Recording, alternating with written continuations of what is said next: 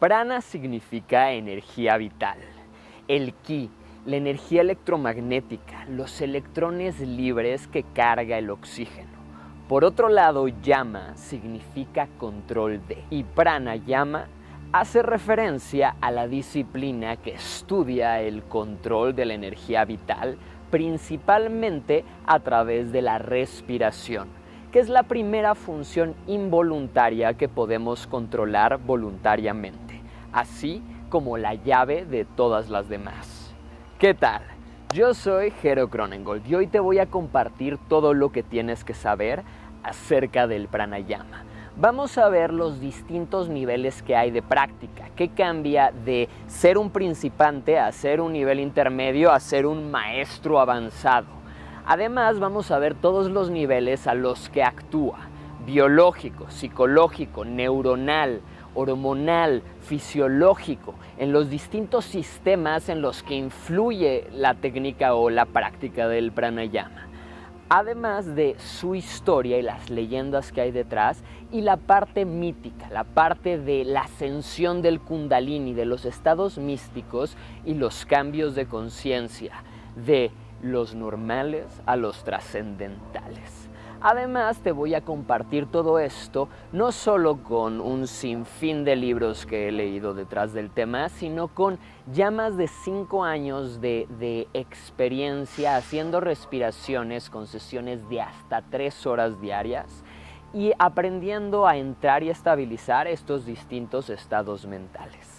A la par de este vídeo te voy a dejar la guía del pranayama completamente gratis, que es una biblioteca, un manual, una guía de pranayama que he hecho en mi página superamind.com/guía-pranayama, donde vas a tener acceso a más de 40 técnicas, ejercicios, rutinas, información y mucho más para que te adentres en esto que es el dominio de la energía vital. Yo soy Jero Cronengold. Nos vemos del otro lado.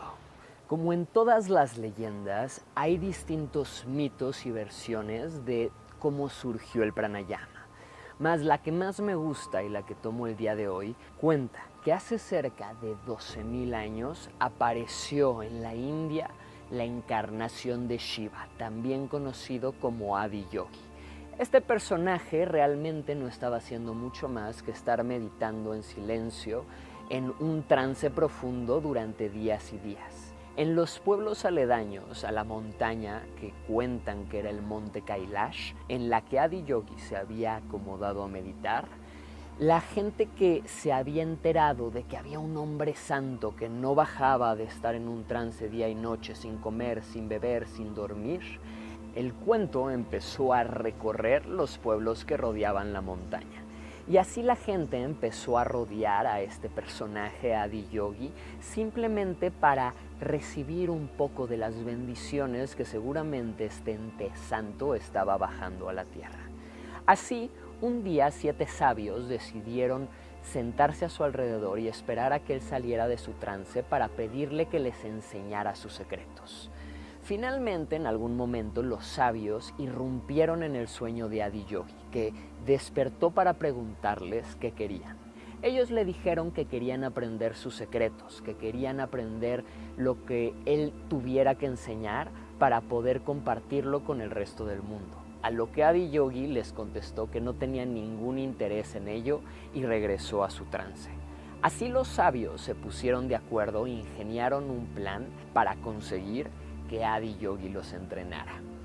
Y lo volvieron a sacar de su trance solo para pedirle una disculpa por haberlo sacado del trance desde el principio y para decirle que entendían que no tenía la capacidad de transmitir lo que él sabía que ellos no.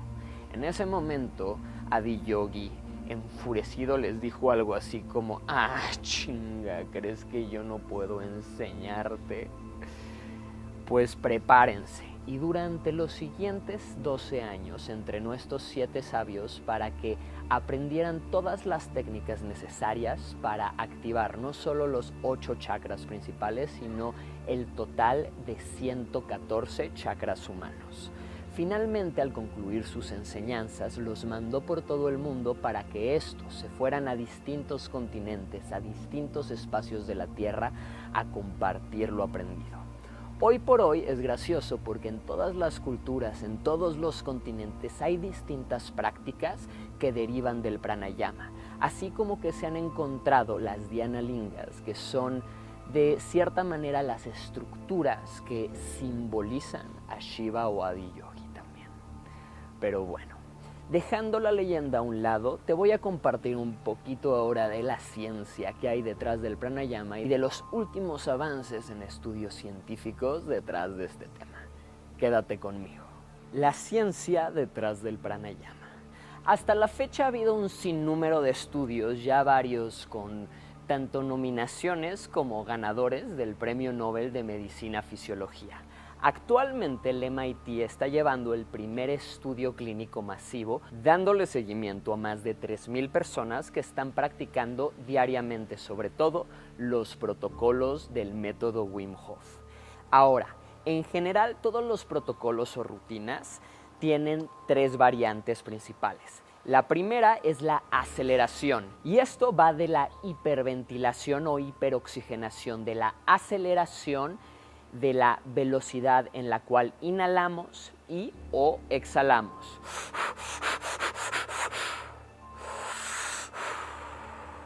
Después tenemos los frenos. Cuando hablamos de los frenos en el pranayama, hablamos de tanto ir más lento en la velocidad en la que estamos inhalando y o exhalando, como parar completamente y retener, ya sea completamente llenos de oxígeno o completamente o casi completamente vacíos. En el freno se practica también algo parecido a la apnea o hipoxia. Finalmente tenemos el direccionamiento, que va de poner atención en ciertas partes del cuerpo, en especial en ciertas a veces visualizaciones o ejercicios de meditación, o en aplicar tensión o soltar tensión en áreas específicas del cuerpo. El direccionamiento es lo que nos permite hacer los cambios en los estados de conciencia y enfocar la energía del cuerpo en puntos específicos que a la larga vamos descubriendo a la par que practicamos para entrar en estados trascendentales y místicos de percepción y actuación. Ahora, la aceleración normalmente influye directamente en el sistema simpático. El sistema simpático, entre otras cosas, se encarga de esta parte de subir la energía, de hacernos sentir eufóricos, de que liberemos naturalmente adrenalina.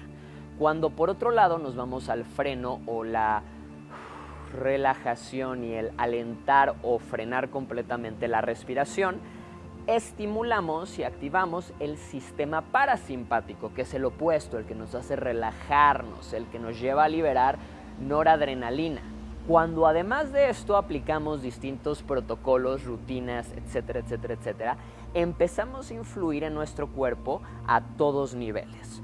Por un lado, cuando estamos respirando y nos hiperoxigenamos, la sangre se llena de oxígeno. Por otro lado, cuando frenamos y dejamos de respirar, el cuerpo deja de conseguir energía del oxígeno almacenado en los pulmones y empieza a sacar ese oxígeno de la sangre.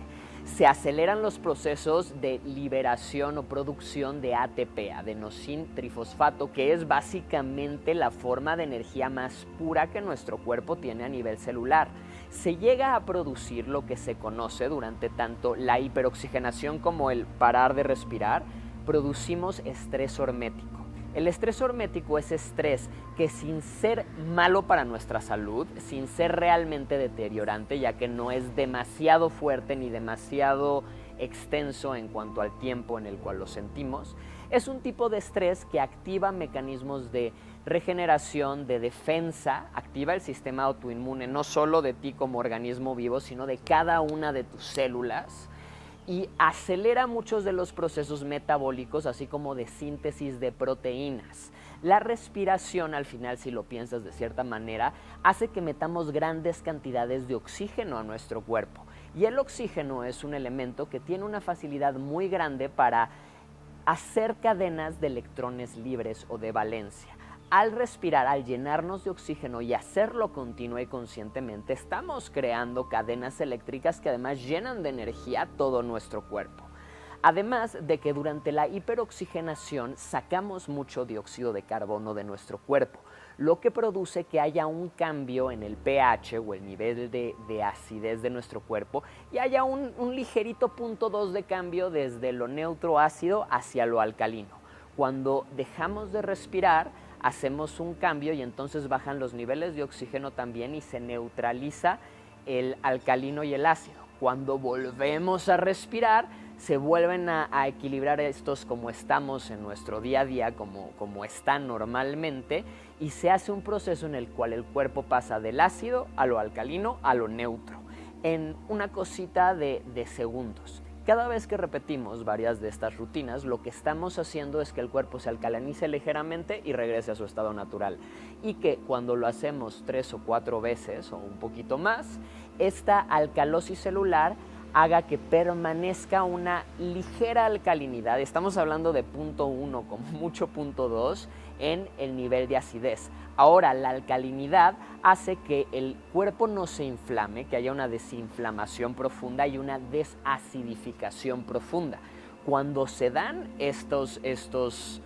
Cuando se da esta alcalinización, lo que empieza a pasar es que casi ninguna bacteria conocida puede reproducirse, ni en un entorno alcalino, ni en un entorno oxigenado. Entonces, uno no solo está activando su sistema autoinmune y estimulando la liberación e incubación de células T y células Y y la activación del timo y de todo el sistema autoinmune a nivel adaptativo, que es la capa más fuerte del sistema autoinmune, que normalmente le toma hasta 3 semanas activarse y que con protocolos de respiración se puede activar lo que normalmente pasa en 3 semanas en solo 30 minutos.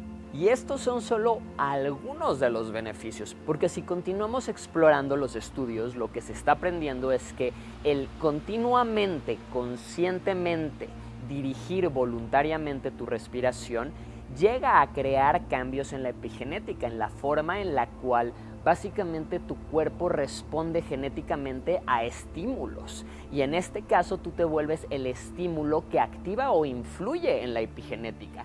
En solo 4 semanas de hacer estas prácticas, tan solo 30 minutos, llega a haber regeneración a nivel cromosomal. Aquí es donde empezamos a ver que se dan muchísimas curas milagrosas, que ya no tienen nada de milagrosas, porque cada vez entendemos a mayor profundidad cómo nuestro cuerpo es básicamente un organismo perfecto que si aprendemos a controlar tiene una capacidad básicamente infinita. La respiración, cuando se da nasalmente, activa óxido nitroso, lo que además sube muchísimo la energía y la sensación de estar bien. Estimula la liberación de endorfinas y de neuroquímicos, de opiáceos y cannabinoides naturales, anandamida, serotonina, oxitocina, dopamina, endorfinas, adrenalina, noradrenalina, neuroquímicos que empiezan a fluir cada vez en mayores cantidades y que además cuanto más practicamos se van apilando y nos van llevando a estados cada vez más altos, tanto de relajación como de éxtasis y euforia, además de que producen lo que se conoce como una hipofrontalidad transitoria, lo que quiere decir que una parte del neocórtex, que es esta última capa más moderna de nuestro cerebro, la que produce los pensamientos que se escuchan en la mente como una vocecita que te habla, se disuelve. Y cuando se disuelven las conexiones neuronales del neocórtex, lo que empieza a pasar es que lo que conocemos como ego o percepción de yo mismo se disuelve también. Y entonces la conciencia, que es aquella observadora silenciosa que está detrás de tus emociones, que está detrás de tu carne, que está detrás de tus traumas y psique, que está detrás de la percepción de que existes como un ente independiente, se disuelven, permitiendo que tu conciencia se perciba a sí misma y perciba al universo sin diferenciar dónde termina tu cuerpo y empieza tu entorno, permitiendo que expandas tu conciencia a esto que se llama la holotropía, que es el regreso a la unidad, y expandas tu conciencia a una percepción unificada de la realidad, lo que suena loquísimo, pero por experiencia personal es real y es tan loco y fuerte como se escucha. Por otro lado, la respiración por la boca ayuda a exhalar y sacar mucho más dióxido de carbono.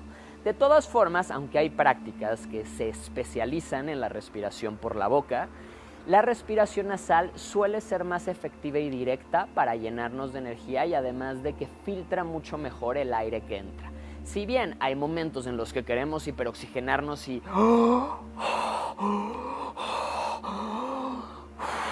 llenarnos de tanto oxígeno como podamos, a lo más rápido que podamos, realmente la respiración nasal es mucho más poderosa. Y aunque al principio podemos tener todo bien tapadito, cuanto más practicamos nuestras técnicas de pranayama, más lejos llegamos.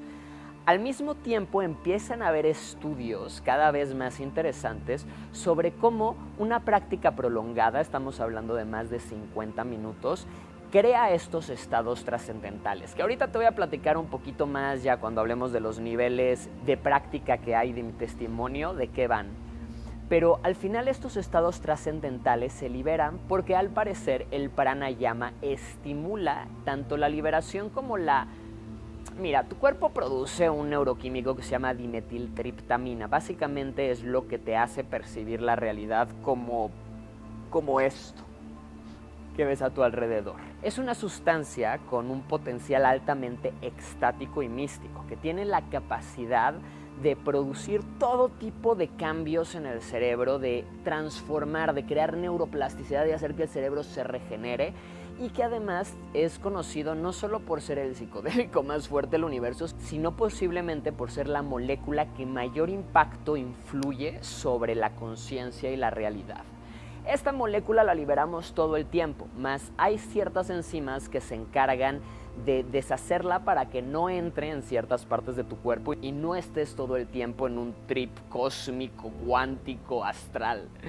La cosa es que con la respiración puedes estimular tu sistema nervioso, puedes estimular los distintos órganos y partes de tu cuerpo que entran en los procesos de producción y movimiento del DMT, y lo que están empezando a descubrir es que se libera en altas cantidades, permitiendo que uno entre en los estados más trascendentales, místicos, y básicamente de lo que hablan los budas, los hombres santos, todos estas entidades que parece que en el pasado ya habían entendido y descubierto esto y que simplemente se ha ido perdiendo por todas las razones que quieras, desde que son miles de años de comunicación boca a boca que se pudieron haber perdido en guerras, como todo tipo de conspiraciones extrañas para que no aprendamos a realmente tener control. Hasta ahora se decía, era un mito, que solo usamos del 5 a máximo el 10% de nuestro poder neuronal.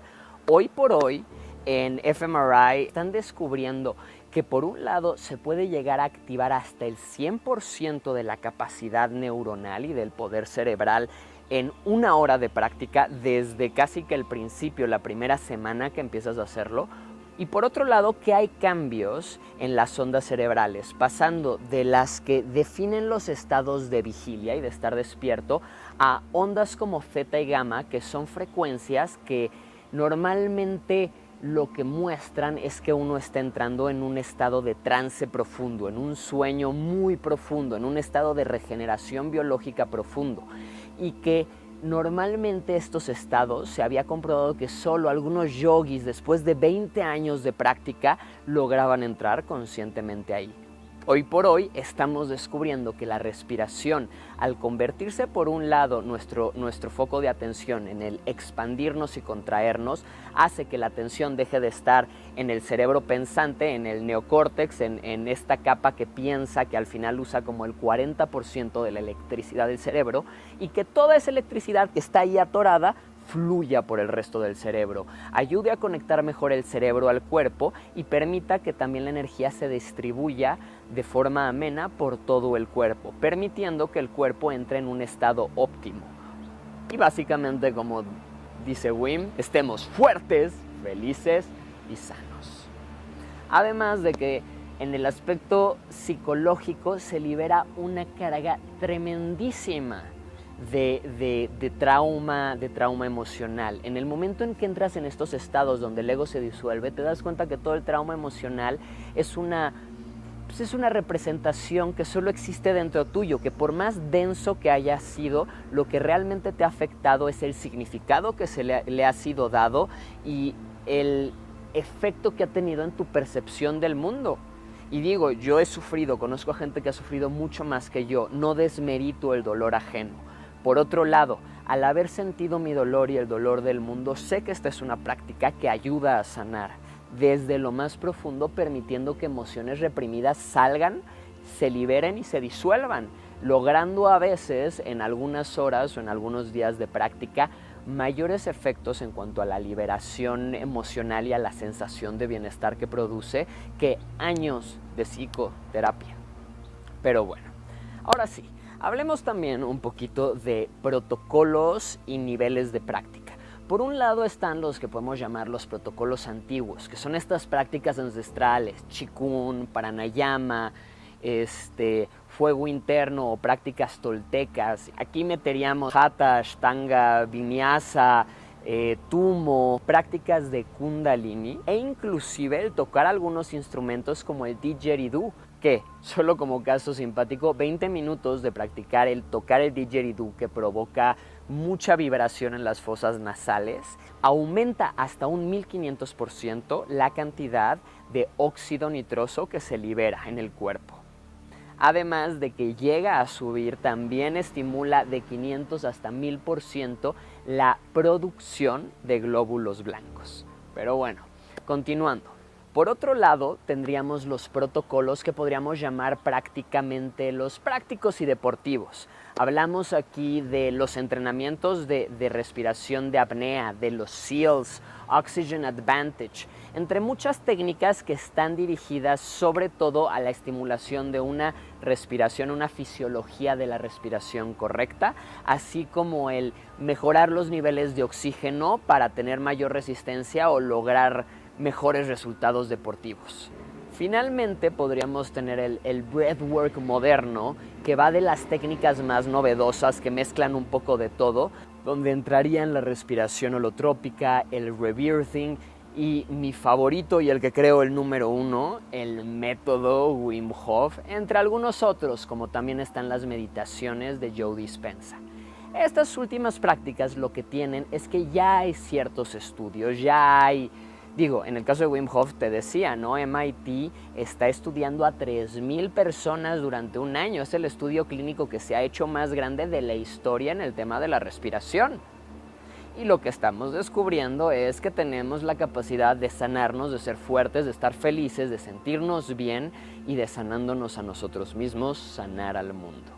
Además de activar la entrada a estados que básicamente aceleran la evolución de la conciencia, hacen como una optimización o un upgrade visual y llegan a producir todo tipo de cosas locas. Estamos hablando de Jacobo Greenberg, ¿no? De todo lo que este güey hablaba, de todos esos estados budistas, de entrar en los reinos de diamante y los reinos arcoíris, que son estados de percepción a los que se puede entrar influyendo en cómo percibes la información y cómo tu cerebro la traduce cuando aprendes a empezar a navegar tu sistema nervioso, lo que se hace con el pranayama. Al ser esta la primera función involuntaria que voluntariamente, conscientemente podemos controlar, la respiración nos abre a desarrollar lo que se conoce como interocepción, que es un sentido extra, es el sentido que nos permite sentir nuestro cuerpo, nuestros órganos por dentro y estimular lo que estos hacen. Sanar más rápido, inclusive en los niveles más profundos de práctica, nos permite entrar a el nivel de percepción de la realidad desde la glándula pineal, que es básicamente un cacho de fibra óptica dentro de tu cerebro desde el cual percibes toda la información de los ojos y el resto de los sentidos, y alterar directamente nuestra percepción de la realidad. Pero bueno, ahora vamos con los niveles de práctica y un poquito ya más de mi testimonio tras todos estos años de práctica densa y un poquito de mi historia también. Por cierto, recuerda suscribirte, dejar manita arriba y un buen comentario, así como checar la lista de reproducción de Pranayama, la biblioteca aquí en YouTube y la página de Superamind. Son más de 3 años de trabajo, trabajando en darte realmente una guía como no existe otra hasta ahora, para que tú puedas aprender a controlar tu energía vital. Nos vemos del otro lado. Pero bueno, ahora veamos la diferencia que se va dando cuando pasamos de los niveles intermedios a los avanzados, así como mi propio testimonio. Los primeros niveles de pranayama constan básicamente de aprender técnicas y repetirlas, ya sean los pranayamas o el anuloma o el viloma, o las más ya de 40 técnicas que te dejo allá en la biblioteca.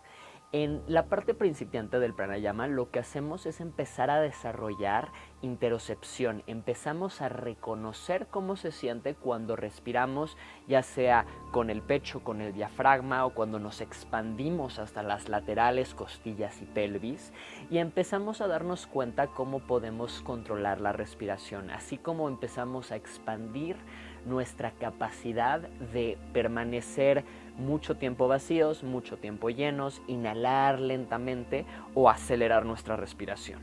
En los niveles intermedios empezamos a aprender varias técnicas y empezamos a jugar con ellas y a mezclarlas para sentir un poquito más qué pasa.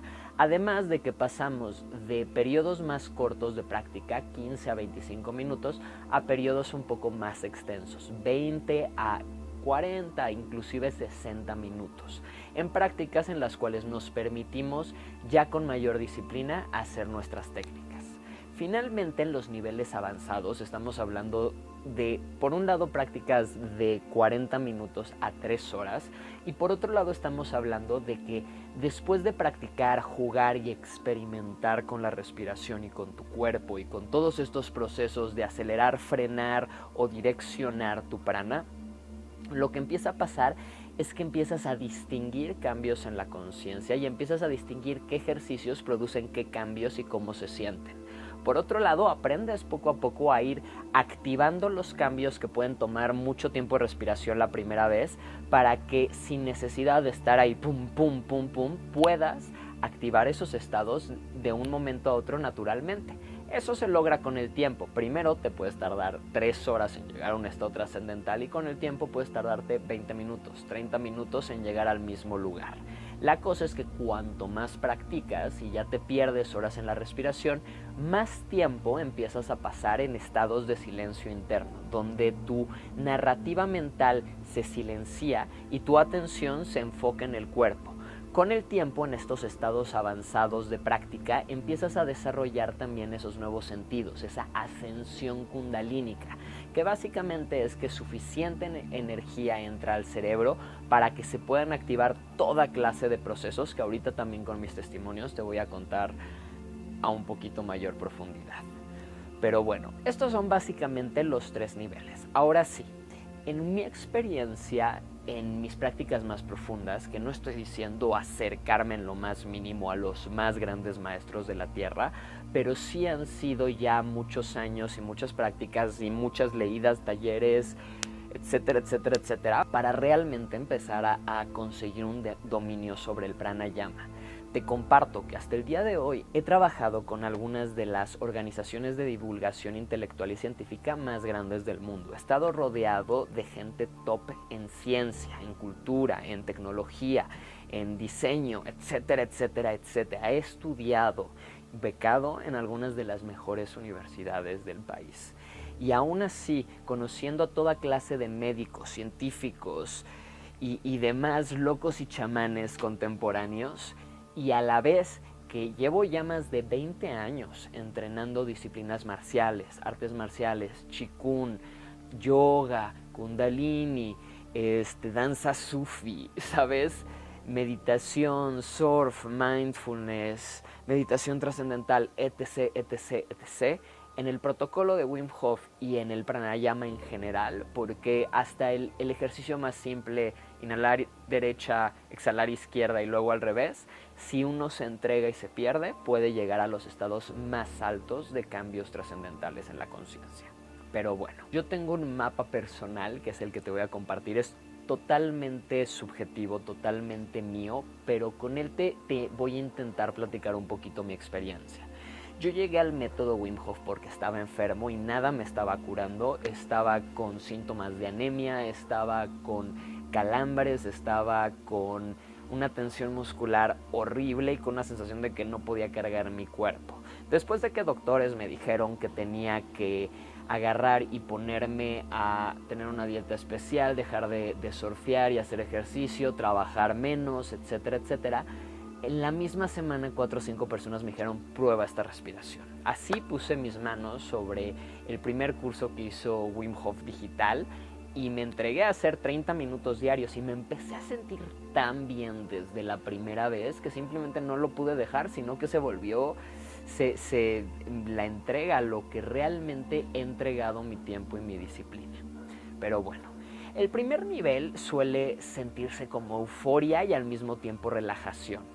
Y suele llegar entre los primeros 10 minutos. Y es básicamente empiezas a respirar y pasas de que tu mente esté enfocada en el exterior, de que tú estés en emociones y demás cosas, a que tu atención esté adentro de tu cuerpo. Normalmente tras una buena respiración alcanzamos la alcalosis y se siente como que primero muchas veces hay un malestar general, ya sea como acidez estomacal, sensaciones de mareo o ganas de vomitar.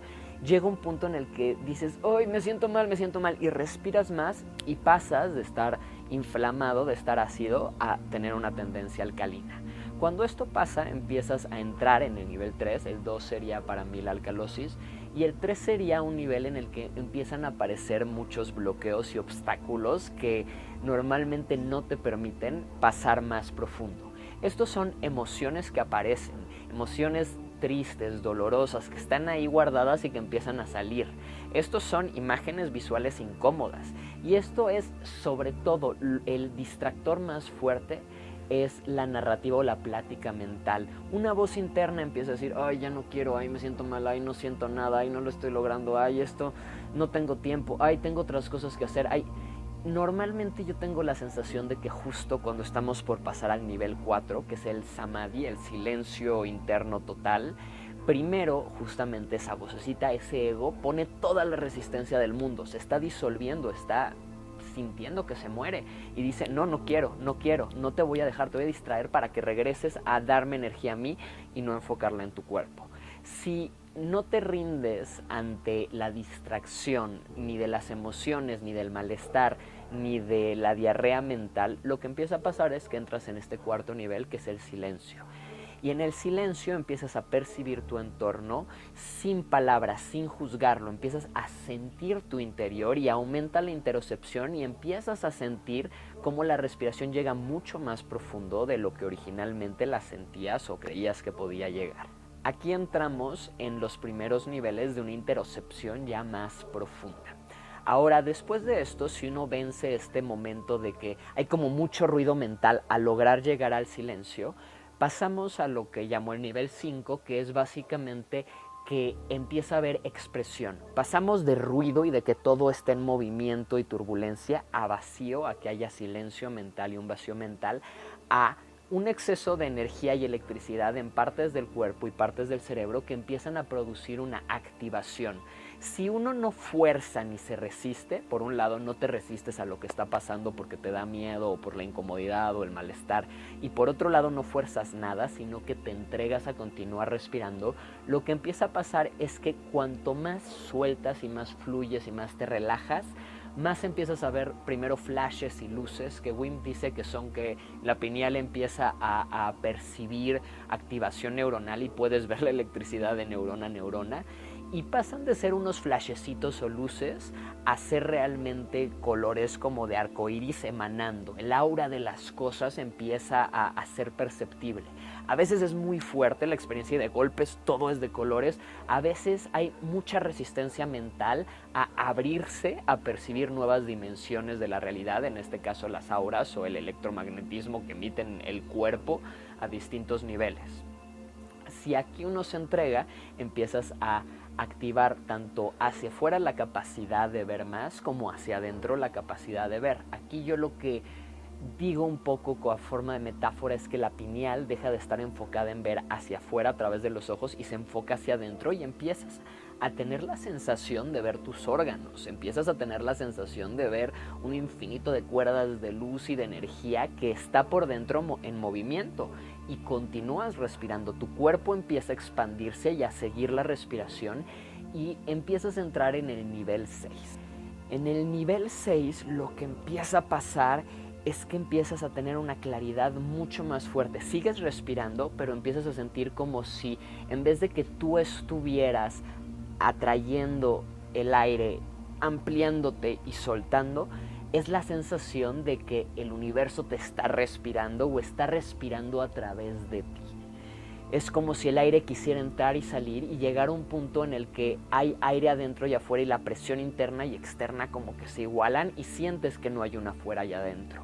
Empiezas a entrar en estados holotrópicos, en estados donde tu conciencia deja de estar percibiendo la realidad desde un punto focal determinado, desde el ego, desde el yo y desde la percepción tridimensional holográfica material, y empiezas a percibirlo a 360 grados, empiezas a percibir desde, pues ahora sí que fuera de tu cuerpo, empiezas a ver tanto experiencias extrasensoriales como extraoculares, como transpersonales. Justamente Stan Grof, el padre de la psicología transpersonal, es también el padre de la respiración holotrópica. En estos niveles empieza a haber pensamiento otra vez, pero el pensamiento deja de ser egoico y empieza a venir desde un lugar más alto.